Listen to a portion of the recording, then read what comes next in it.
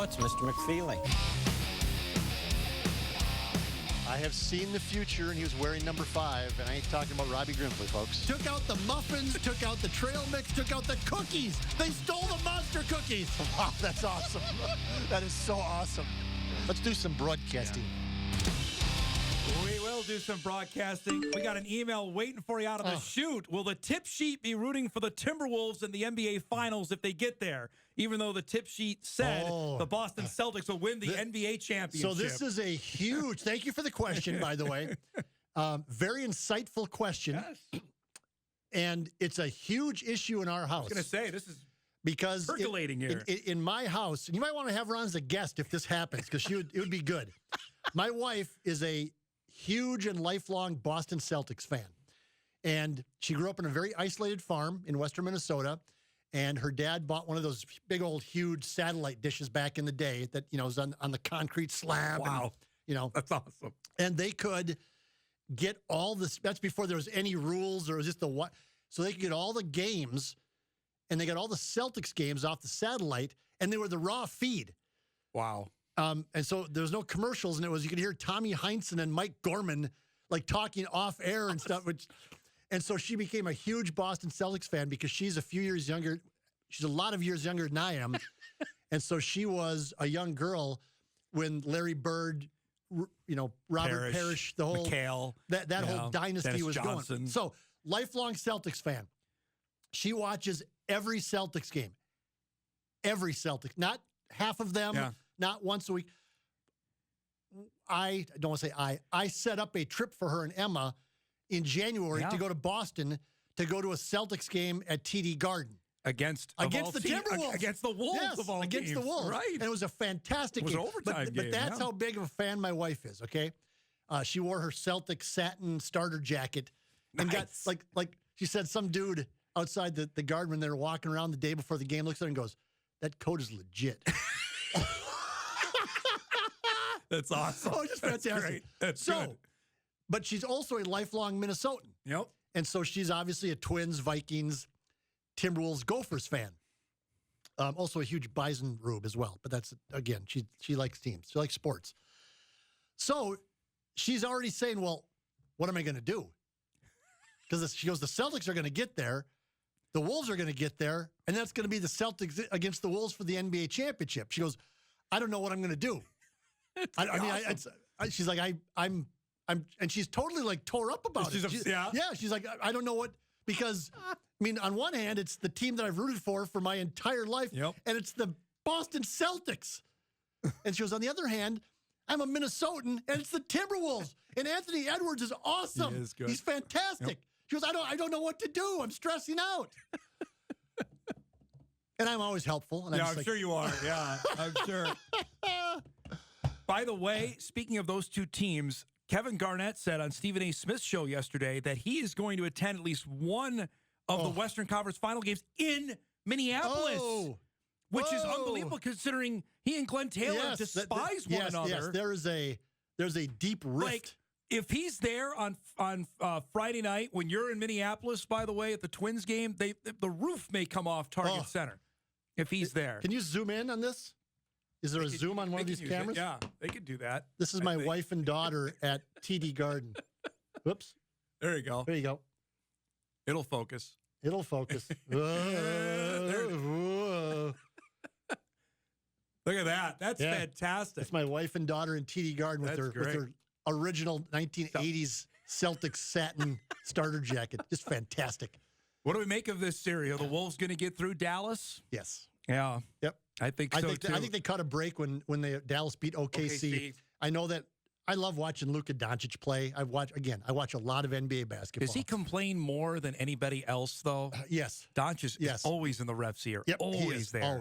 Always. Which I don't like. I love watching him play. No, I love watching him play, but Doncic he's something else. And Kyrie Irving is a flat earth weirdo. Right. But he's playing a high hoops. level of basketball. The Wolves' defense, if they can get that locked in, I think they're probably better defensively than Dallas. Although Dallas has gotten much better in that area, and it's going to be a challenge. But I think the Wolves are going to prevail in this, and they get the home court advantage as well. And I mentioned you're going to be at the Twins game on Friday night. Yes, it moved up the start time, by the way, just so you know. Like a couple of months ago, when the Twins tickets went on sale, our daughter is a big Star Wars fan, and I went to the Star Wars night last year just out of happenstance. It just sort of happened. I was there and I saw the post-game drone show, and the whole game is Star Wars themed, and it's fantastic. And so my daughter, when I told her about it, she goes, "Oh, I'd like to go to that." So I bought tickets this year for the Friday night game this week, which is Star Wars night. And then the Wolves win, and they announced that the Wolves game 2, is also Friday night, a block away at Target Center. And they were going to both start at 7 o'clock. Right. And again, my wife, incredibly intelligent, along with great beauty, says, well, that's going to just be an absolute madhouse. Gong show, yep. Being from a farm in Western North Dakota, she did not use the phrase madhouse. It was a different word that ends in show. Different phrase that ends in show.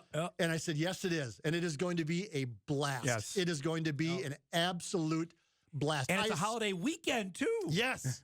Yes. And I assume that when we're at the Twins game, that they're going to do updates. I wouldn't be surprised if they were playing in between innings, if they were playing the game on the big screen. Gosh, it's going to be awesome. Oh, it's going to be just.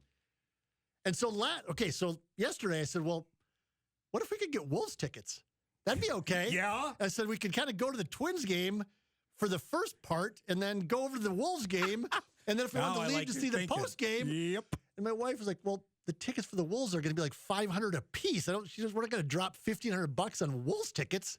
Are we? And I'm like, once in a lifetime. Yeah. Well, rephrase that when it's Wolves Celtics in Game 3 of the NBA Finals at Target Center, right? Yeah, right. I'll go, so a $15,000 trip to Boston to see not the previous one, but if it was the Wolves Celtics in the finals. Oh. Let's go. Yep. And by the way, the other thing we're going to do, lots of big plans in the McFeely house. Celtics, Knicks at Madison Square Garden next year. Oh, yeah. I watch a lot of NBA basketball. MSG's awesome. Yeah, you got to do it. Our daughter's been there for a concert, but whatever. You gotta. I'm like, I love New York City. Yep. Not a Knicks fan, but it's Madison again.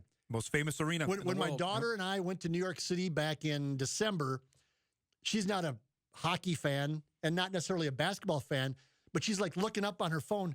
Oh, the Knicks are out of town when we're going to be there. I'm like, what are you looking up Knicks games for? She goes, I want to go see a game at Madison Square Garden. Yeah. Yep. It's Madison Square Garden, Dad. Absolutely. It's like, oh, okay. So she's looking up Rangers games. What's the hockey team's name? Oh, yeah, the Rangers.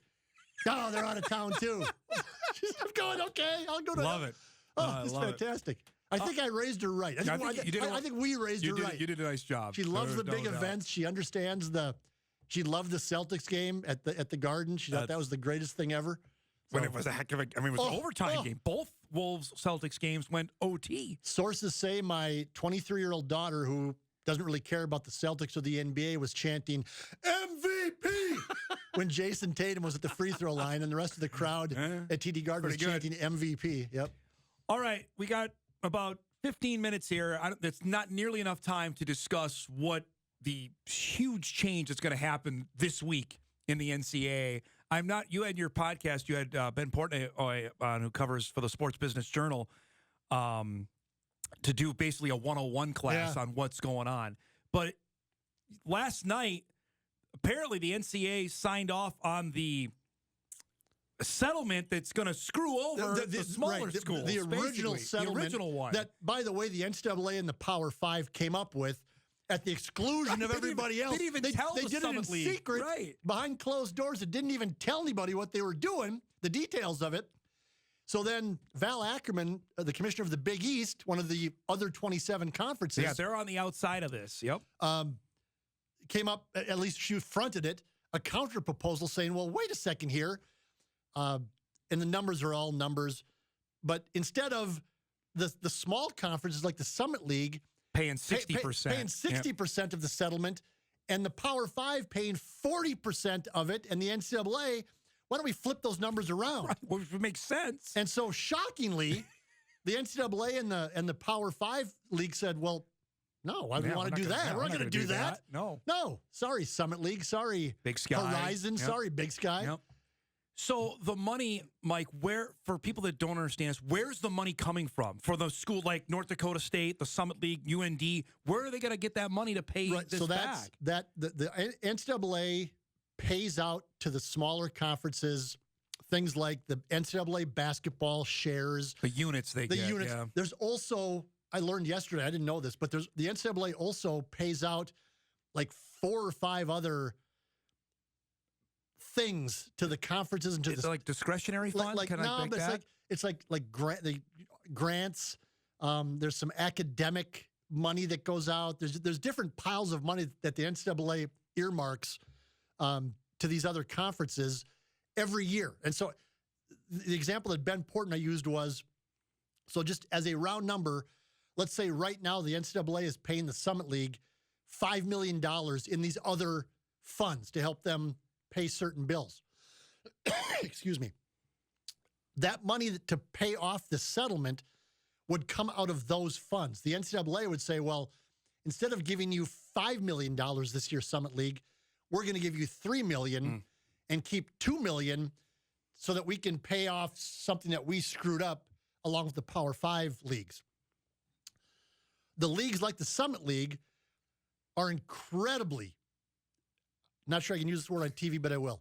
Pissed off is the word that was thrown at me yesterday by somebody connected to the Summit League. They said, we are pissed off, and we're used to getting punched in the face by the Power 5, by the NCAA always, that we're really not at the same level as them in Division I unless they need us to be. Otherwise, they ignore us and that they just don't care about us and they're willing to rake us over the coals. But then when they need us and they need our money, then we're equal to them. Division I. Then we're Division I. And so they were not involved in these negotiations. Man. They didn't know they were coming. They found out the settlement that's basically when we did, right? Yes. Yeah. They found out the same way that John Q. Public found out about it. And so there's not much they can do about it. I mean, they're just the small guys. Yeah. But so that money would come from those piles. And that money, I was told yesterday, for most of these schools, that's baked into the budgets because they know it's coming. It's like if I got a bonus, if I was Clark Griswold and I got a Christmas bonus every year for $10,000, I budget that into my family budget because I know it's coming every year. Yep. So these schools in the Summit League, for example, know this $5 million is coming every year, so they budget for it. And now the NCAA is saying, it's only going to be $3 million for the next 10 years. And the other schools still are going to have to come up with that money, too. The individual schools are going to have to do that to pay it back. Let's break. We'll get more on this as well because it's convoluted, but it's important to understand what's happening because it's coming down sometime this week. Back with Mike. We wrap up Hour 1 right after this. Welcome back, everybody. Ross Dellinger, who works for Yahoo, has done a great job on reporting on this. The D1 Board of Directors will meet this week to potentially approve the NCAA's framework on payment of the $2.7 billion with a B in back damages. Let me interrupt here. Yep. And I asked Ben Portnoy this.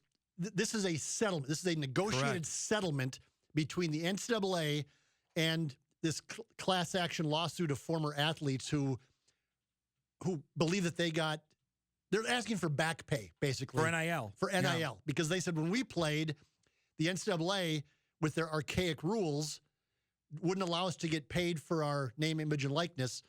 Now athletes can do that. The NCAA has said that's okay. So we want back pay. And there's a swimmer from Arizona State named Grant House. Yep.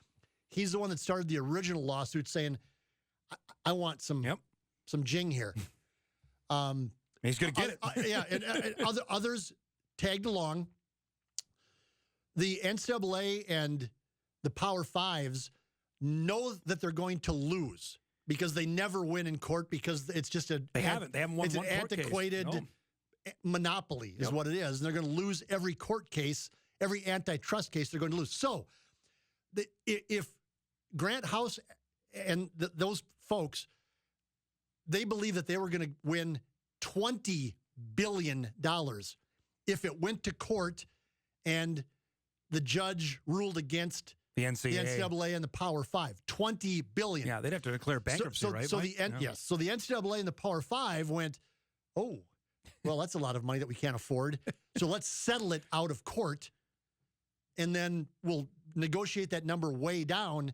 And oh, by the way, we're not going to pay most of it because we're going to make the Summit League and the Big Sky and the Missouri Valley Conference pay the lion's share of it because, number one, and I said this to Ben yesterday, number one, the Power Five schools, all they care about, they care about nothing else, so don't even pretend. All they care about is money and making the most money they can. Yep. That's all they care about. I don't know if I'm being clear on this. That's all they care about is the money. They could not care less about the athletes, about the other 27 conferences. They don't care about each other. No. The SEC does not care about the Big 12 at all. We saw that in the payouts for the college football playoff. All the big boys care about is maximizing their money. Yep. So that's why they settled. The NCAA, all they care about is their jobs. Correct. And their existence. That's all they care about. That's it. They don't care about the athletes. No. They don't care about the media. They don't care about the members. And they sure as heck don't care about North Dakota State or South Dakota State or Montana. Do not care. All they care about is the massive, 300 employees in Indianapolis with a beautiful office building in downtown Indianapolis. Keeping those jobs. And they all have nice salaries and they want to keep their jobs because they know that they're antiquated and that they're on their way out if they don't protect their own butts. Period. That's it. Yeah. That's it. Yep.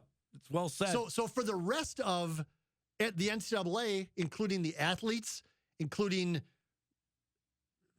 Forum Communications, which holds local media rights to an NCAA school, the Summit League schools, they're on their own.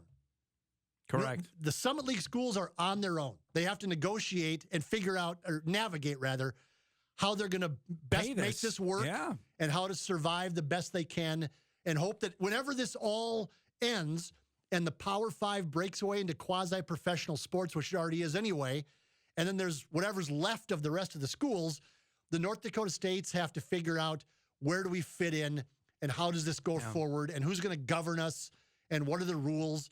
And that's the part that is going to matter here. Do you think, I'm curious, does this mean elimination of certain sports at schools? Could that come to that? That's possible. It's been talked about. Yeah. That they might How are they going to make us up? I don't know where you're getting this money. There might be even a change in the minimum number of sports that you need to be Division I. Like I think right now it's 15 sports, I believe. I think that's right. You have to sponsor 15 sports to be Division I.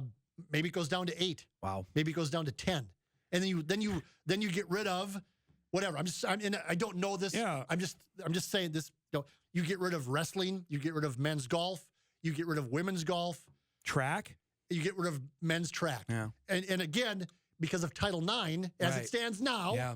And who knows what that future holds because, it's just politics or politics and the Supreme Court is the Supreme Court. If Title IX gets struck down, then all bets are off. But if Title IX is there, men's sports, men's Olympic sports are just going to be devastated because you can't hack women's sports or get rid of them because of Title IX. What an absolute! Because I look at school like Western Illinois. How are they going to pay $200,000 a year? How does that work? And that's what I said yesterday. There's no way they could do that. You and I have had the good fortune of traveling all over the country to see these other mid-major schools. We've seen the Montanas, which is, wow, that's impressive. Yep. We've seen James Madison's. I've been there. It's like, whoa, this feels like big time. Yep. Fargo and North Dakota State are in a pretty good spot because they raise most of their own money anyway. They get no help from the legislature virtually. And they have the facilities. They have the support. They have a little bit of local broadcast money, actually a nice chunk of local broadcast money that comes in. So NDSU will be okay. But you and I have been to Western Illinois. We've been to Indiana State.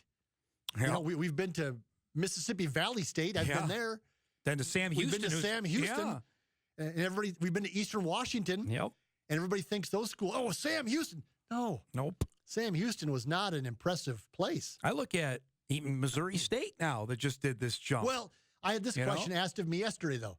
So is Missouri State, are they geniuses because of what they did? Yeah. Or are they idiots because of what they did? And, they went to FBS and paid the $5 million to fee do that, right? to get out of FCS. But are they geniuses or idiots? And I told the person I was talking to, I said, you know where I fall. Yeah, I you want to be up there. I think they're geniuses because they controlled their own fate. Right. Wow. It's a lot to wrap your mind around, but for people watching, we got to roll here. It's coming. It could happen tomorrow. We're imminently, maybe like Thursday, right? It has to happen by Thursday. I think Thursday is the deadline, right? Yes, yep. So it's coming. And then the repercussions of that are going to be real interesting to see what is going to come. And we'll see. I mean, you and I seem to get dramatic sometimes, but this is, everyone's laying everybody is like, whoa, this is like a big deal.